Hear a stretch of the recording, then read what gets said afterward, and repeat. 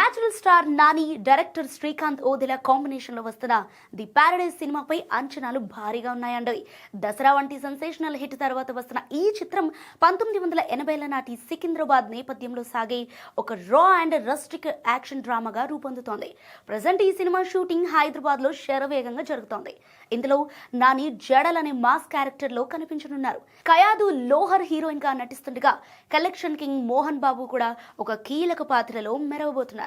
అనిరుద్ రవిచందర్ సంగీతం అందిస్తున్న ఈ సినిమాను 2026 మార్చి 26న ప్రపంచవ్యాప్తంగా విడుదల చేసేందుకు మేకర్స్ ప్లాన్ చేస్తున్నారు.